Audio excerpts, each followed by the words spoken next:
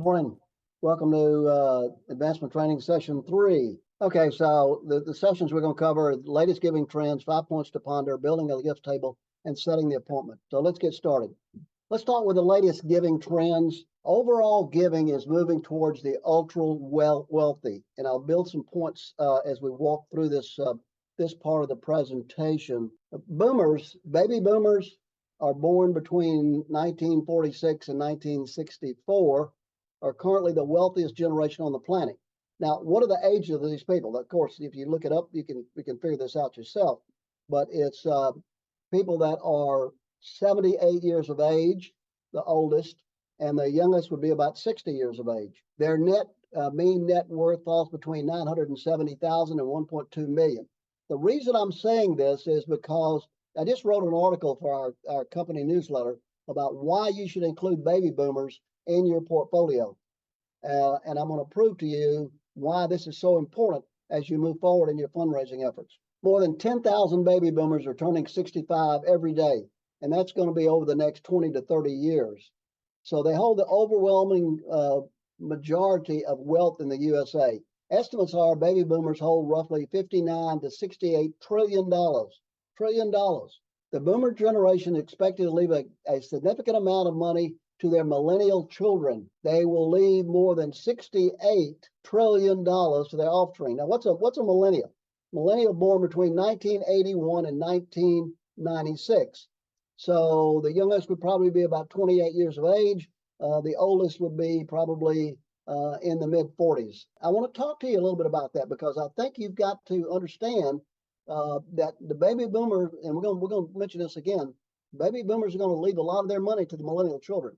And so you've got to include the millennial children in your portfolio as well as the baby boomer generation. The transfer of wealth is expected to make the millennials 5 times richer by 2030 than they were in 2019. They're expected to make the millennials 5 times richer by 2030 than they were in 2019.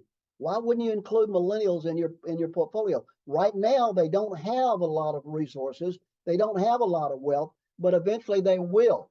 And so you've got to start building that relationship with that millennial group so that when they are coming into this wealth, you're not just popping on their doorstep when they get rich and ask them to give to your organization. You've got to build that relationship now. About 1,000 billionaires are expected to pass more than 5.2 trillion to their children over the next 20 to 30 years. As the silent and baby boomer generations fade out, that wealth is going to end up in the hands of the younger people.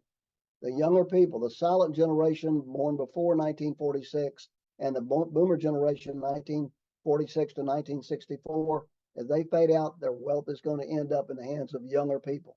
What does that say to you? It says I've not only got to go after the money that the boomer generation has right now, I've got to start cultivating the relationships of that younger generation. The number of supremely wealthy people is expected to increase by 28% over the next 5 years. Wealthy people it's that old saying, the rich get richer. Well, here it is. The statistics are telling us that over the next 5 years, their wealth is going to increase over 28%. First generation wealth creation is on the rise. Now, you may not understand that, or you may not realize that. First generation wealth creation is on the rise. There are people that we're finding this in all of our campaigns we're working with. There's a lot of young people out there that are creating wealth today. And so don't overlook them. Years ago, you used to have there was a book written, The Millionaire Next Door. And so it sort of outlined, here are the people who have the money. They're 50 years of age, they're Protestant, they're Caucasian, all of those. That doesn't hold true anymore. People with money are young, old, in between, blacks, whites, whatever. It doesn't matter. I'm just saying that there's a lot of creation of wealth being built today. So don't overlook the young people because you think maybe they don't have any money. Some of them do. Okay, so total giving is projected to grow 4.2% in 2024. Remember what we said, maybe one of our first sessions, we talked about that in 2023, the American public gave away $557 billion. That's with a B, $557 billion. Again, expected to grow 3.9% in 2025. In 2022, the number was like $445 billion. So again, giving continues to go up. Giving continues to go up. If you're not getting your share of that $557 billion, you're not asking. You're not out there talking to people. You're not asking people. So giving by foundations is projected to grow about 10.3% in 2024. What was it in 2023? You know, it was about 19%. 19% was given away by private foundations. Expected to grow again 5.3% in 2025. What does that mean to you? There are 43,000 foundations out there. Everybody's got their hand out in terms of going to see foundations. And so for every $1 that a foundation gives away, there's 100 proposals, 100 people trying to get that $1. Foundations are very, very hard to raise money from. That should not be your top priority. Remember, we talked about this before, but it certainly doesn't hurt to reinforce that the people who give the most money are the living individuals. And in 2023, 67% of the $557 billion that was given away by living individuals. Living individuals. That doesn't mean that you take the foundations out of your toolbox. I'm not saying that at all. But you better be careful about putting all your tools in that toolbox and saying, I'm going after foundations and I'm not going after living individuals and I'm not going after estate gifts or I'm not going after corporations. So we'll talk a little bit more about that. And I'll be glad to answer questions about that too.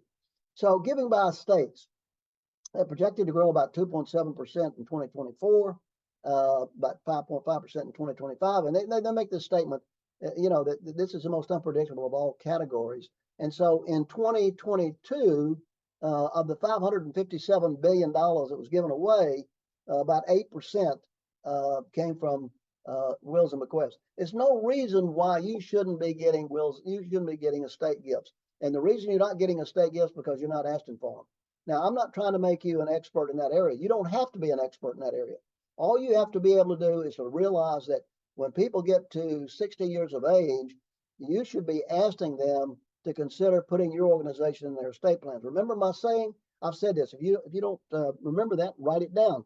I've said when I talk to individuals about an estate gift, I say, John, after your church and your children, would you consider putting our organization in your estate plans? That's simple. That's very easy for you to learn and to say. And I'm telling you, people don't get up in the morning and think they got to put your organization in their estate plans. But if you're not asking, they're not going to think about it. And so, the old story is where the old gentleman was dying and he was on his deathbed, and the college president came to see him every day. His minister for the church came to see him occasionally, and when he passed away, he left all his money to the church. And so the college president said, "Well, wait a minute." He asked in the heirs, his relatives, why did he give all the money to the church? And the relative said, because he asked for it. The church asked for the money. You didn't ask for the money. So again, you've got to be able to put yourself in a position to get people to think about that and to think about putting you in their estate plans. All right, giving by corporations projected to grow 1.9% in 2024, projected to grow 2.6% in 2025. Remember that in 2023 they gave about 7% of that $557 billion. I'm not saying that you take corporations out, you don't solicit corporations, but you solicit corporations where they have an interest in what you're doing. And it's got to be. Remember, I've said this before, and I'm repeating myself, but it's worth repeating that it's got to be win-win. Got to be, when you deal with corporate America, it's got to be win-win. 20 years ago, that wasn't the case. You go in and you present your case, you talk about your mission to any corporate CEO in America, and they may give you some money. Today, it doesn't work that way. You've got to go in with your hat in your hand. You've got to go in and say to that CEO, what is it our organization can do for you? And once you sell that point to that individual, then the corporation may in turn give you something back. But they have stakeholders, they have boards they have to answer to. And so they have just a certain percent of their money that they give away. I remember years ago, there was an organization in Birmingham called the 10% Club. And you never could find out of the corporations that were in the 10% club. 10% club was they're giving away 10% of their net income. And so, but the average right now corporations are giving is probably less than 2%, probably in some cases less than 1%. So they're not giving anywhere close to what their capability is in terms of private support. Okay, how do these things directly impact donors? At the end of the day, people want to know how their money is making an impact. We've talked about this before. We've talked about this word, being so important.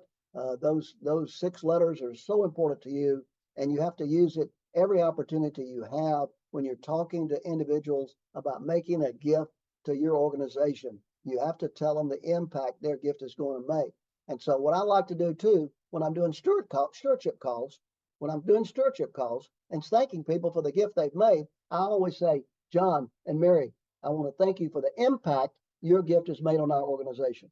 I want to thank you for the impact your gift has made on our organization. Remember that. That's a really important word for you to put in your vocabulary and use it every opportunity you can. Now, most people are giving 3 to 4 gifts to an organization before they give the big one. They're testing you out. And what's the big one? The big one may be a 7-figure gift. It may be an 8-figure gift. But there are a number of stories where people were giving. I remember reading a story where a museum in New York, this individual was given $100 a year, and he gave it for about 5 years.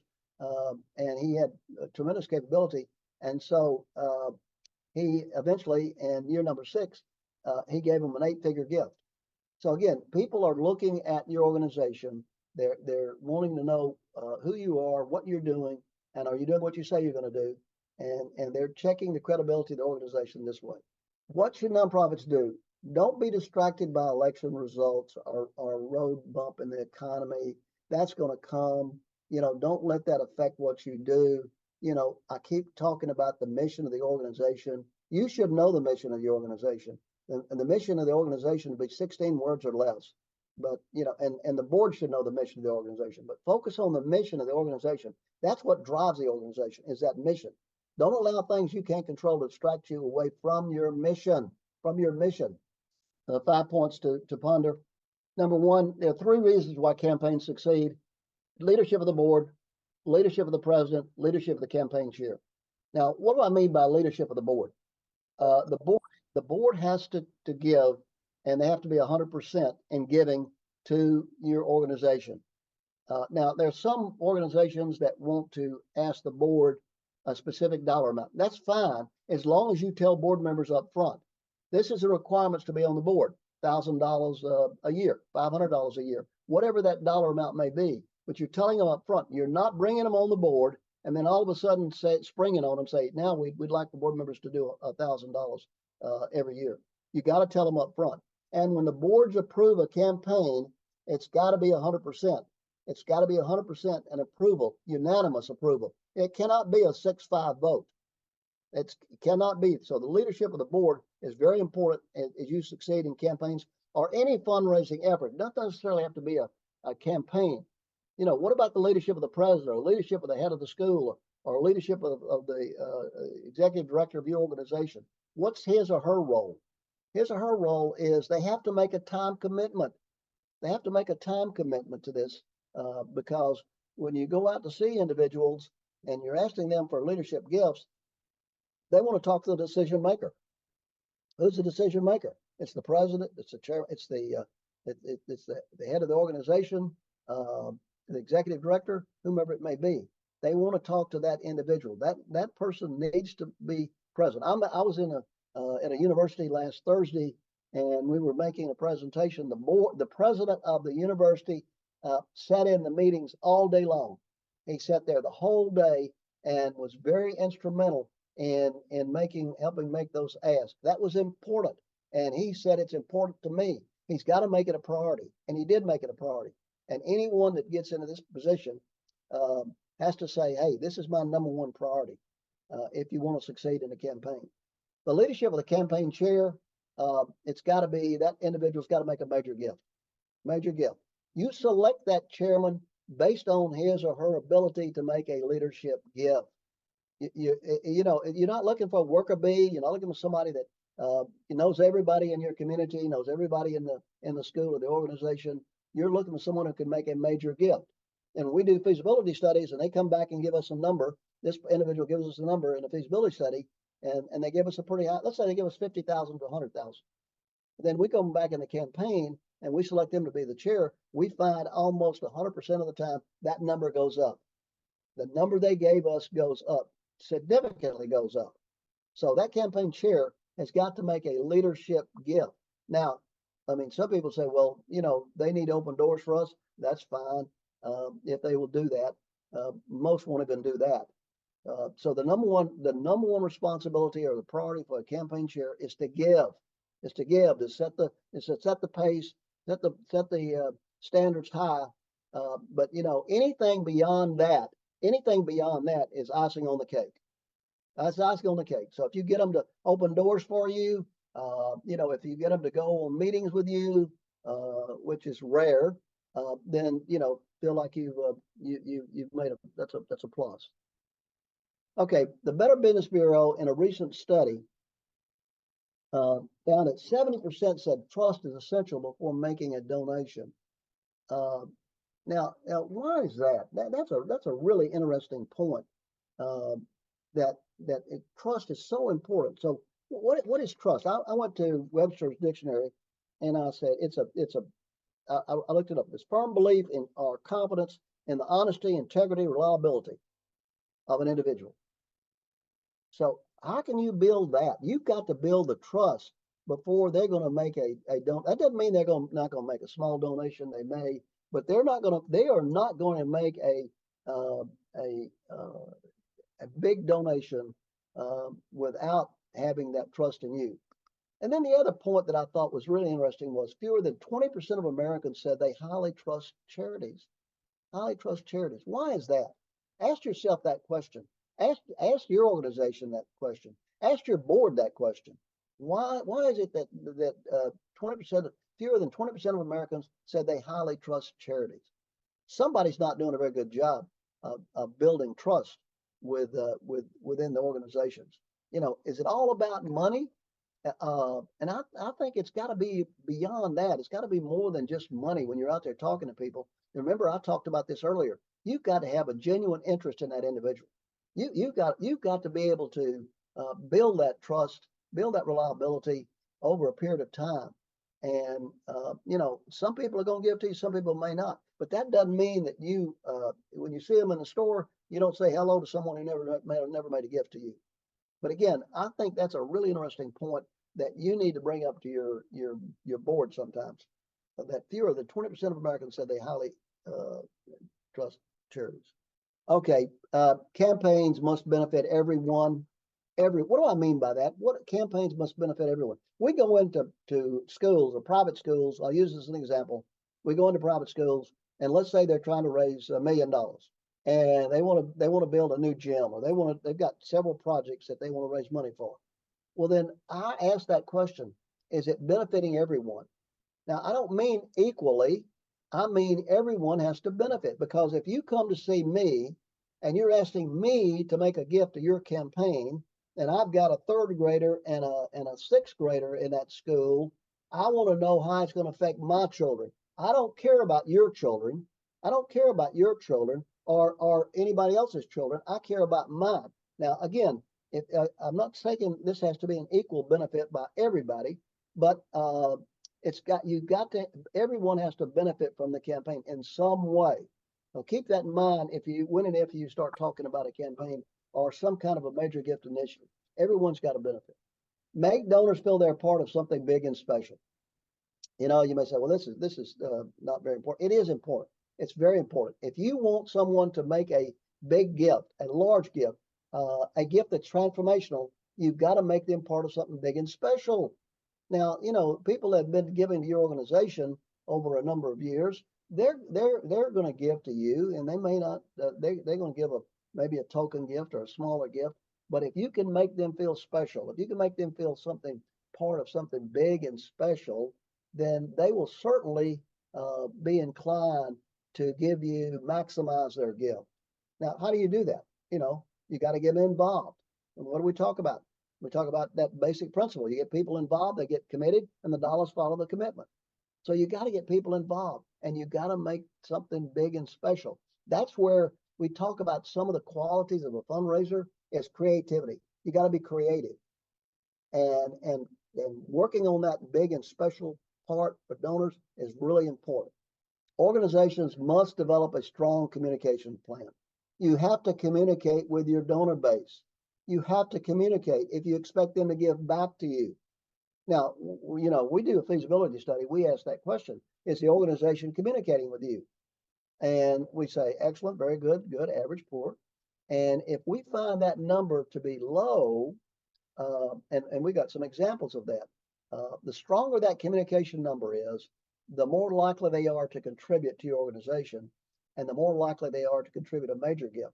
Now, we found that a number of times where that when we ask that question and the number comes back below 50%, then we find that's very difficult to go outside the family itself, people that are closely associated with the organization, and try to get a gift, because it doesn't work. They don't know anything about you. You're not communicating with them.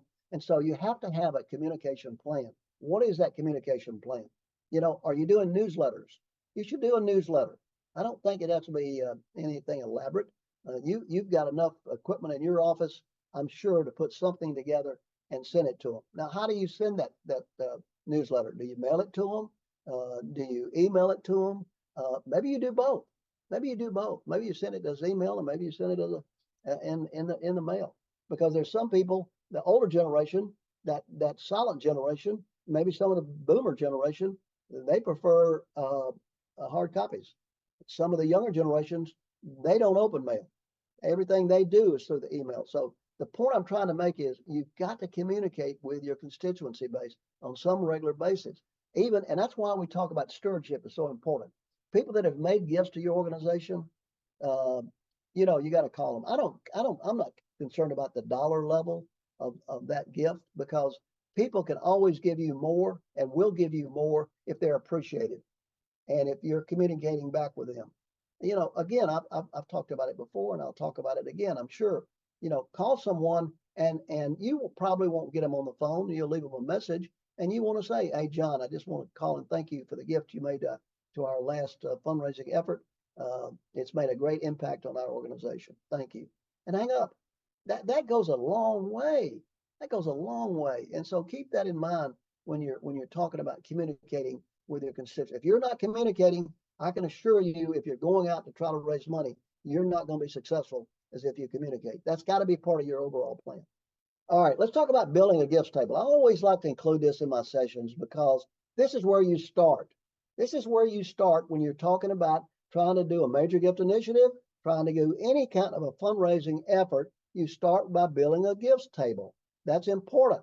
We talk about, if you're going from here to California, you got to have a roadmap. You got to have, how am I going to get there? Well, the same thing holds true with a campaign and building a gifts table.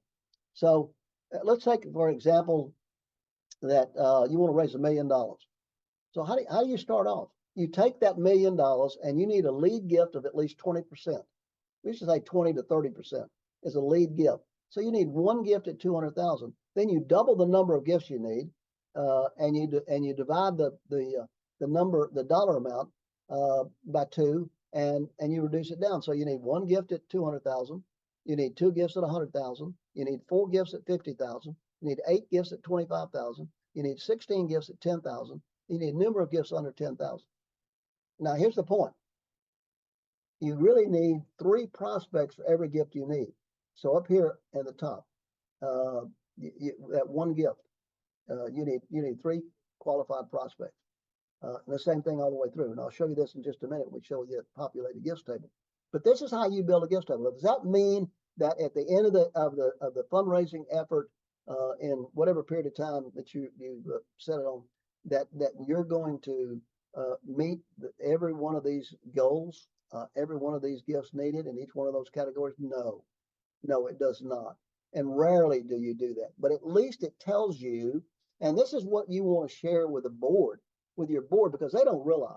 They think, if you're going to raise $1 million, let's go out and ask, people to give, 100 people to give $5,000 or 10,000, whatever it is. They think that's the way you raise money. You don't do that, because remember what we talked about earlier, that to reach your goal, it takes major gifts. And in this case, you're showing that in the gifts table. You need a 20% lead gift. One gift at 200, two gifts at 100, four gifts at 50, eight gifts at 25, 16 at 10,000. So now let's talk about populating the gifts table. This is something that we started doing. I don't know anybody else that does this, but we said, okay, if we said to you, you need 3 gifts for every 1 gift needed, 3 prospects for every 1 gift needed, then write those prospects in. Who are those 3 prospects? Hopefully you've done electronic screening. I've offered that to all of you. Few of you have taken me up on this, but I said, I'll screen 1,000 names in your organization at no cost. So it will help you then build a gifts table based on that screening. So you're going to put those 3 names there. Then you need 2 gifts at 100,000. Now, how many names do I need there? I need 6 names, right? I need 3 gifts for every. I need 3 prospects for every gift I need. So the same thing goes all the way down. If I need 4 gifts at 50,000, so what do I need? I need 12 names there.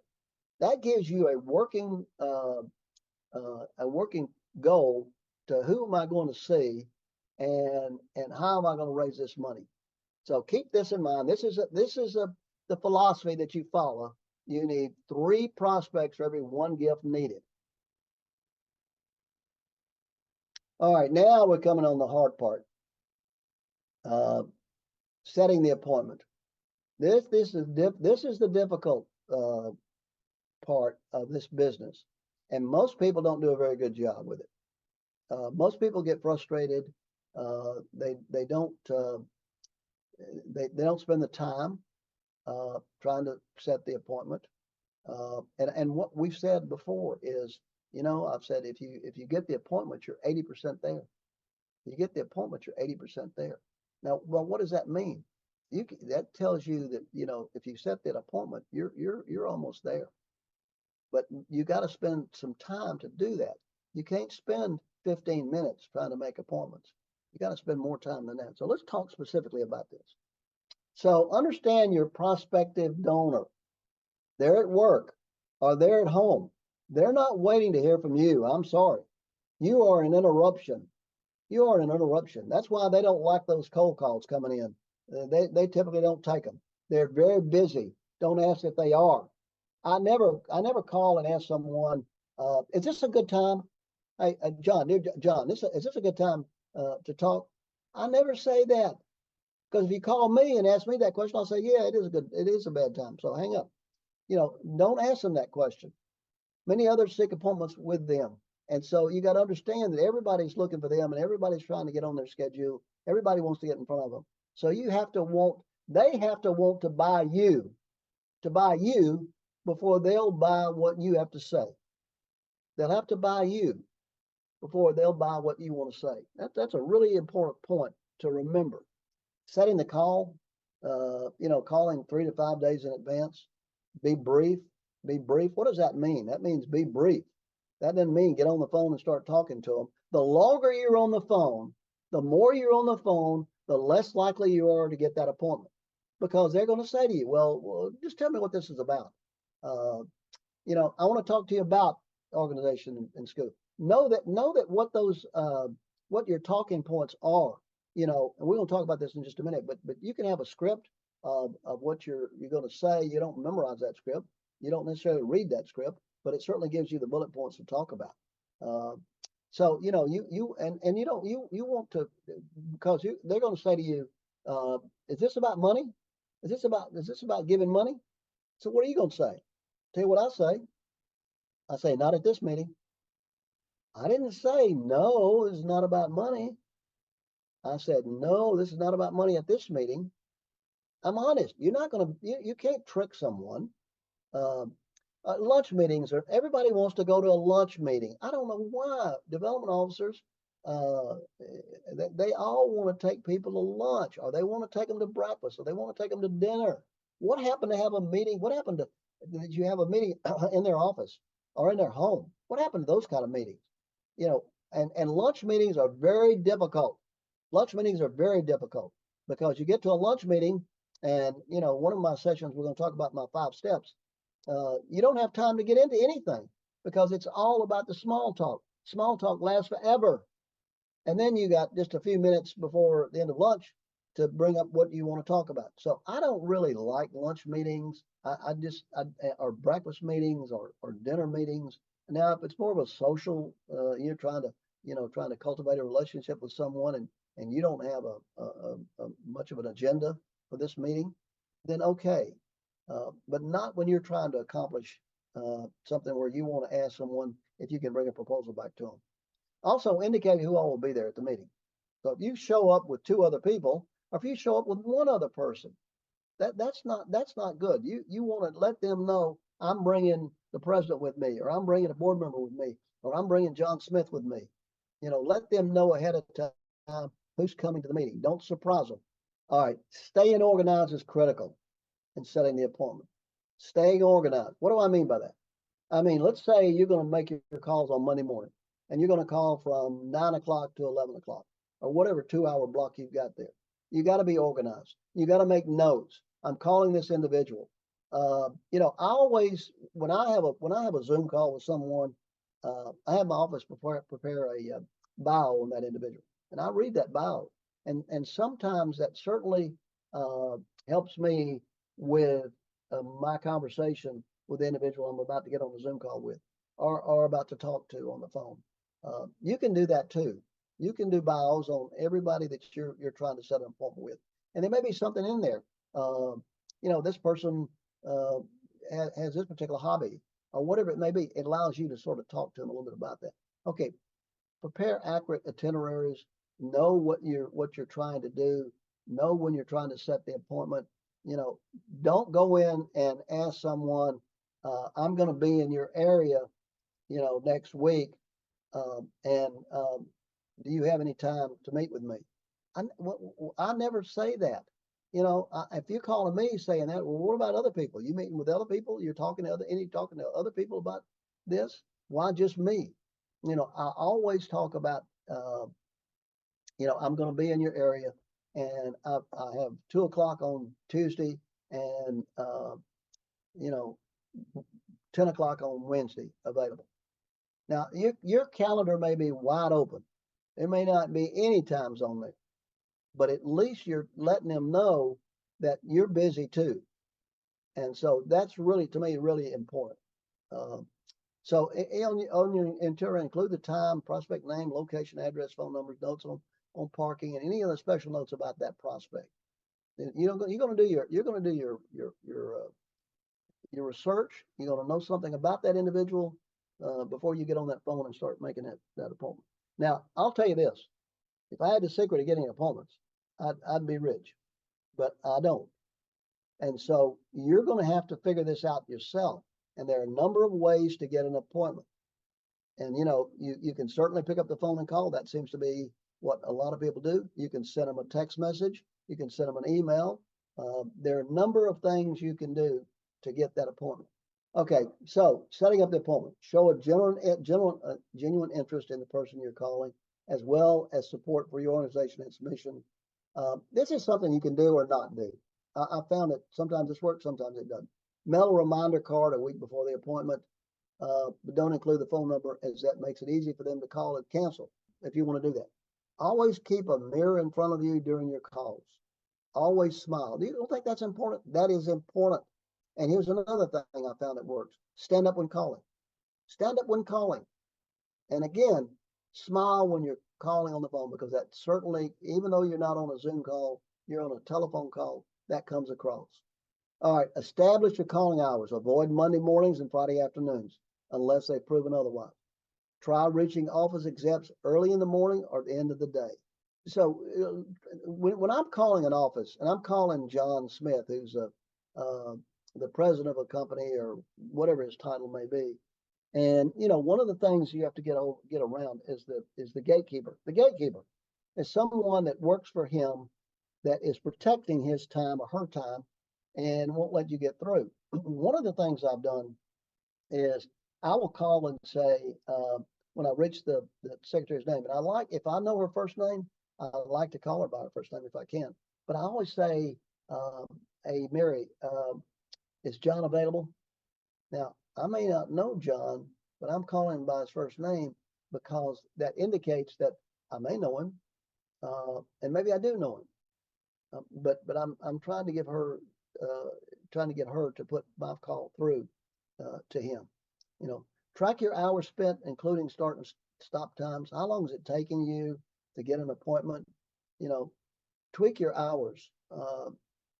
About your methodology, about discussing with peers what's working and what not working. But you've got to keep up with what's working and what not working with yourself. You got to know. So I'm sending out, and this is what we're talking about. You're sending out text messages to these people, and we find that you're getting some success. We found that we worked with a university who that's what they did. They did a lot of text messages, but the text messages have to be personalized. Have to be personal. Hey, John, I'm going to be in your area on such and such a date. And I've got 2 times, like I discussed earlier, that may be available. I'd like to come by and visit with you.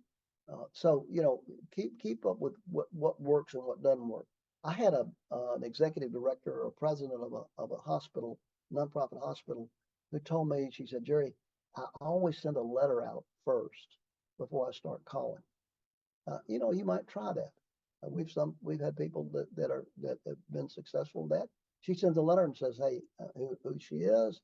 I'm going to be calling. I'm going to be in your area. I'm going to call you next week, and hopefully we can discuss a time that we can meet.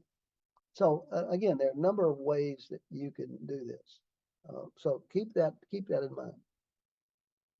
Let's talk about setting the do's and don'ts. Don't speak quickly. It projects a lack of confidence, projects nervousness, and is confusing. Speak slowly. I mean, we suggest record yourself, listen to yourself, play it back, ask for feedback, be polite and courteous. It's not about you. Remember that. It's not about you. Don't say everything you have to say. They don't care about titles, missions, vision. They don't even know you. So get to the point, stay organized, use a minimal amount of words. You literally have seconds to explain your purpose for calling. You have seconds for calling. Again, that's it. That's really important. So what are you going to say? How do you say that? How do you get to someone real quick? Hey John, this is Jerry. I just I know you contributed to our organization before. I represent so-and-so organization. I know that you've contributed to our organization before. I'm going to be in your area. I'd like to come by and give you an update on what we're doing and how we're progressing and meeting our mission, or whatever you want to do. You can say whatever you want to say, but you want to get to the point. You want to stay organized. These are the points you want to try to cover. Don't look down at your desk or read a script. It sounds negative and fake. You don't read a script when you call a friend. Look up, smile, walk around. 80% of your voice tone represents what you want to say, and make it happen. So remember, you've got to be positive in your voice and how you represent yourself. That's really, really important.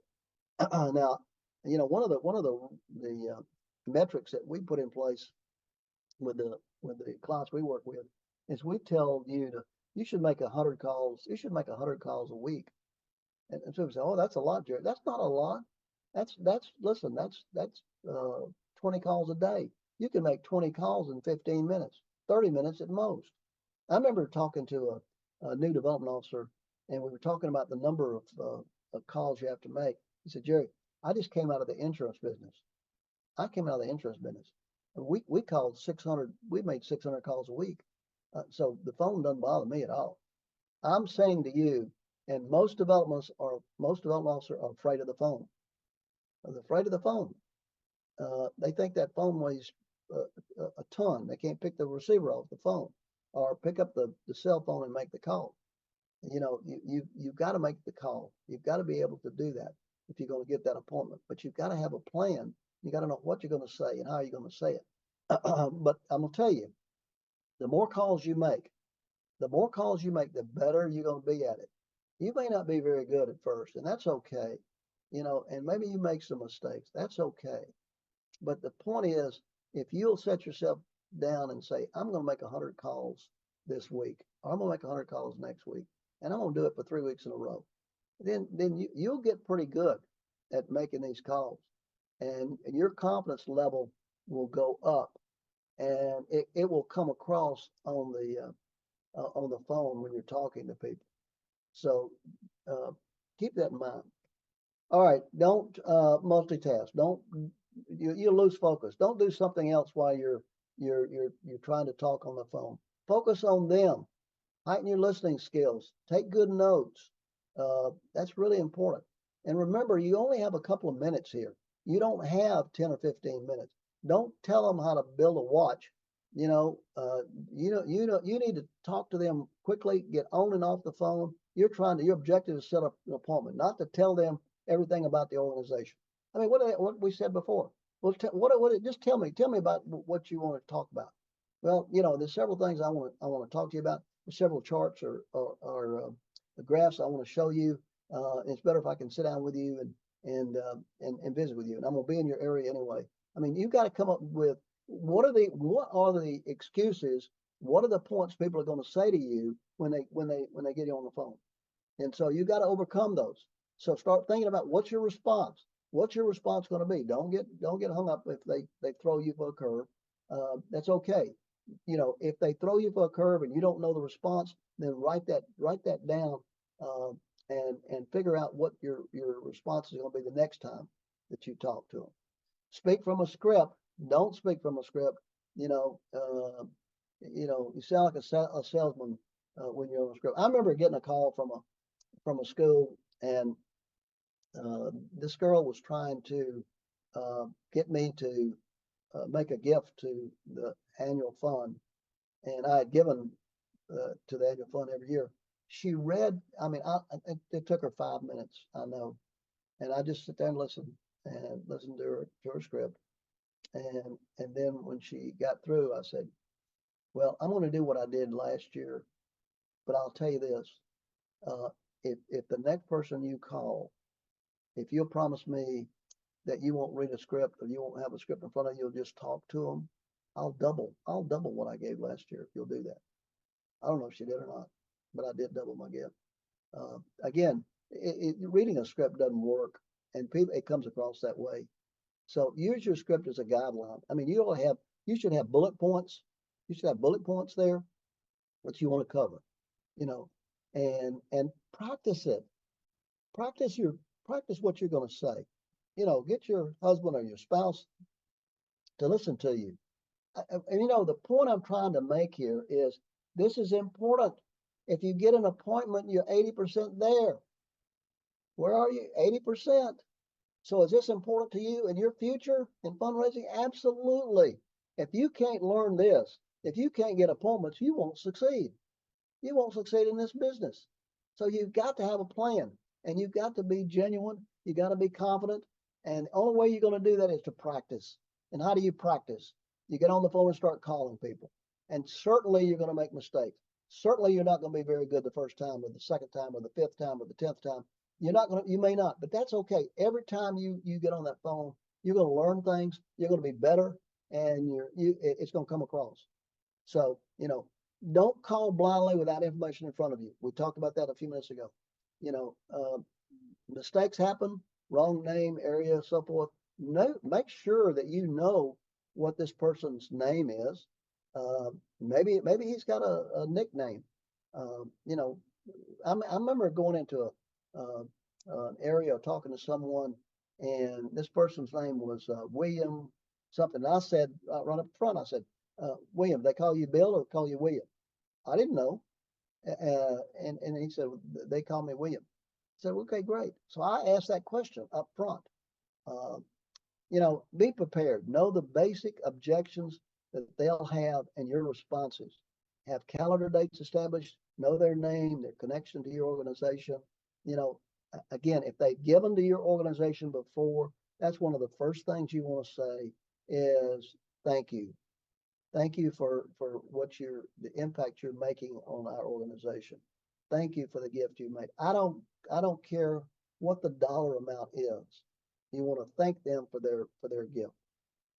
It's that important. So we've covered a lot here, and if there's any questions, I can certainly take those questions. But let me tell you, there are ways to create a checklist for yourself in making these calls. And like you might want to say, okay, I'm going to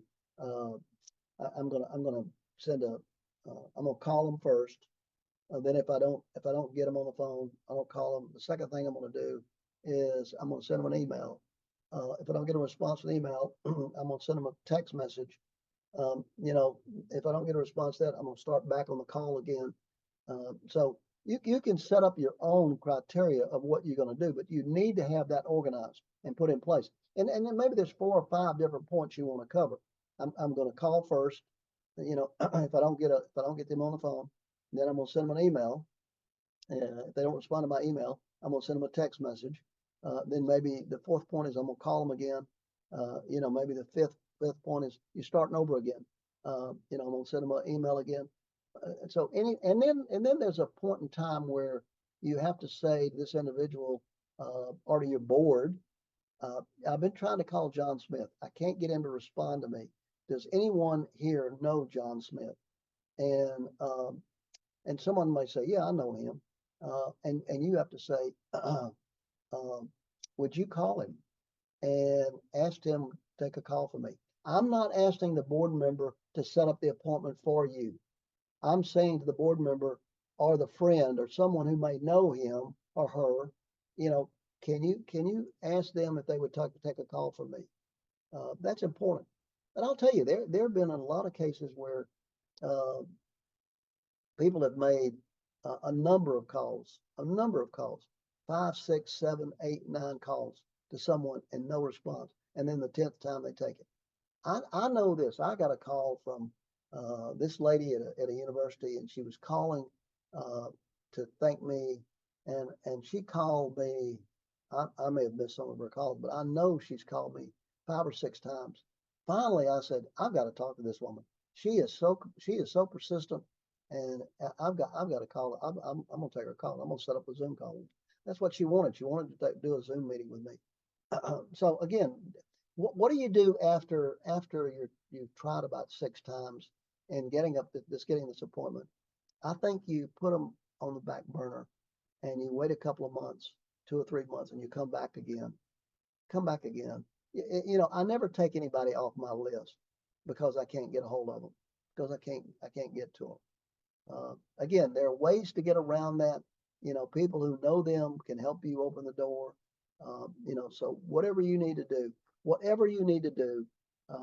you've got to be able to get in front of them and talk to them. And talking to them over the phone and soliciting them over the phone doesn't work. You got to get in front of them and talk to them. And so again, if I told you that if you get there, you're 80% there, then spend a lot of time making those calls. Close your door, get in your office, get your list of names, your phone numbers, and make those calls. And, again, it's not going to be easy. I didn't say this was easy. This is the hardest thing anybody has to do in this business. And this is what runs people out of the business, because they don't like to call anybody. They don't like to ask for an appointment. Well, if you don't like to ask for an appointment, then you're certainly not going to like to ask them for a gift when you sit down and talk to them. So again, I can't tell you how important this is. And you got to work at it. You got to work at it, and you got to make sure that you're when somebody asks you a question or throws a roadblock in front of you, that's okay. That's fine. Write that point down. If you're not able to answer that, that's okay too. But the next time that comes up, we'll be able to answer it. We'll be able to get to say what's the right answer to that question. Okay. All right. I don't know if I've got any questions or comments or concerns. We've covered a lot here today, but I want you to understand this, that you got to include as sort of a quick review. You've got to include the baby boomers in your portfolio. Who are those baby boomers? You can figure it up yourself. Know who they are. If they graduated from college at 22, You know, you can figure out what age they are if you're not sure they're in that baby boomer classification or not. But that's where the money is. Now they've got a son or daughter that's going to inherit a lot of that money. They don't have money now, but remember what we said, they're going to be the richest group on the planet. They're going to have more money than they know what to do with. And if you are not building that relationship with that millennial group, then you're missing a real boat. That's where the money is going now. Now here's a question. You know, let's say you have a prospect who's built a business, and he is wealthy, and he's made some substantial gifts to you, and then he passes on and leaves his money to his children. Are they as generous to your organization as he was? That's a good question. That question comes up a lot, and I'll tell you, there's not a real good answer to that. In other words, do they? This person who made all his money. Sometimes people who start from nothing and make a lot of money, they tend to hold on to it. They don't tend to be very philanthropic, and then they give their money to their heirs, and they tend to be more philanthropic than their parents. They didn't make it, but they inherited it, and they give it away. I think the key is the relationship you have with the baby boomer generation now and the millennials. I'm telling you, we've already said it. I said it earlier. There's so much money out there. There's so much money. Don't talk to me about a shortage of money. There's not a shortage of money. There's a shortage of big, bold, exciting ideas. And if you're not out there working that baby boomer group, and you're not out there cultivating relationship with that millennial group, you're going to miss out. That's my presentation for today.